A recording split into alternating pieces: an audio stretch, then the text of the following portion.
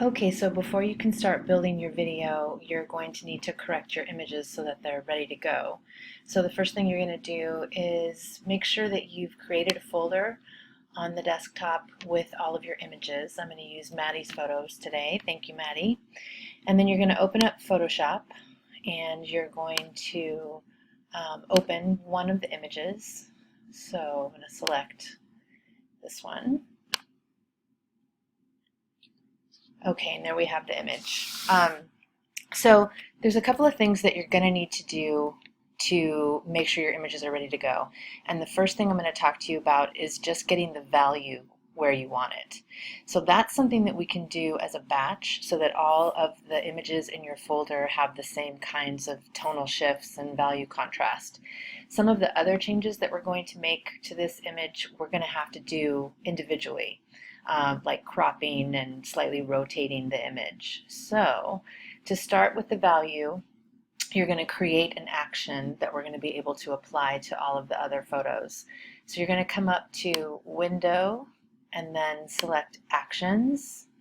And I actually already had that open, so it just closed. So this little window will pop up. You're going to select this icon, Create New Action, and then you're going to name it, whatever that action is. So I'm going to name this one Value because that's pretty much all we're going to be able to do as a batch on this. And then I'll hit Record. And then you'll see that the little red record light comes up.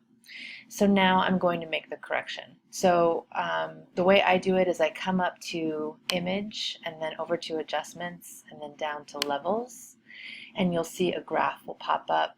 You're going to slide the white over to where you see that white first appear on the graph, and then you're going to slide your black point over to where it just starts to appear on the graph.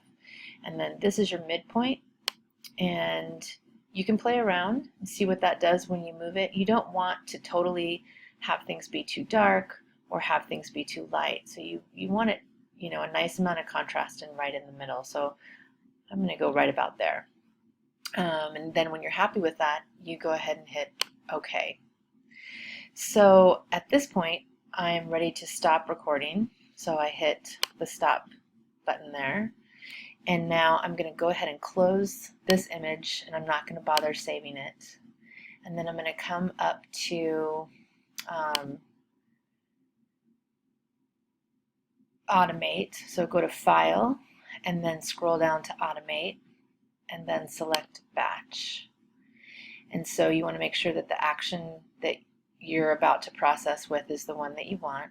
And then you're going to choose the files that you're going to process. So I'm going to do all of those. So I hit Choose and then hit OK. So you'll see these will all pop up.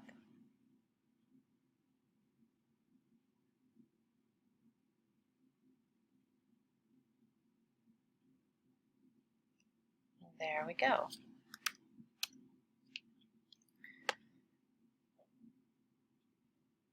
Values are set. We're going to rotate the images and set the size. So to rotate, you're going to come up to Image and then scroll down to Image Rotation. And then depending on how your images are aligned, right, or how they're rotated, you'll change your selection here. So we're going to go counterclockwise. So there we have that. And now we need to crop them. So we want to lose all of this border. We also want to straighten it out a little bit, and using the cropping tool is the easiest way to do that. So the first thing I'm going to do is kind of move things over a little bit, not totally crop yet because I want to straighten this out. So when I pull in on the corner, you can see it makes the window smaller, right? If I hover outside of that, then you'll see that the arrows become curved. So if I click and then drag, I can straighten out this image so that I'm using this line right here as sort of a gauge. So there's a little bit, this is going to be a little bit crooked no matter how I do it, and that's just because of how far away or how close she was to the image when she took it. But it's all going to be okay. I think it's going to look best if the bottom is definitely straight. So if I lose a little bit of sky, it's not a big deal. So now I'm going to come in and bring in these corners. You don't want to see any outline there, so it's actually better to lose a little bit of your drawing than to have that line show. It's just not going to look, it's going to look messy if you have that line showing. And so that when you're satisfied with that, you're going to double click, and there we have the straightened image. So I can zoom in by hitting Command plus to see if I need to crop it even further, and then to move it over, I hold the space bar down, and then you'll see the hand icon come up, and then I can take a closer look. So maybe I want to crop it a little bit more, and I would just do it the exact same way. All right, so let's say I'm happy with this now. So what I'm going to do is make sure that the image size is what we need. So I go back up to image and then scroll down to image size, and we're going to keep the resolution at 72 pixels per inch, and the only sort of size you're going to worry about changing here is the height, and you're going to go 720 for the height, and then the width will automatically correct itself, so don't worry about that. So 720 for the height, 72 pixels per inch, and then hit OK. So now this is ready to go. This image is ready to be used. So you'll see, I mean, your photos are all numbered anyway, so if that numbering system makes sense to you, you don't have to renumber them.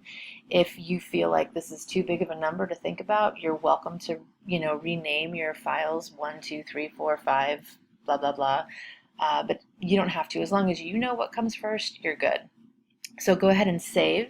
So you're going to Command S, and then make sure that the quality is maximum.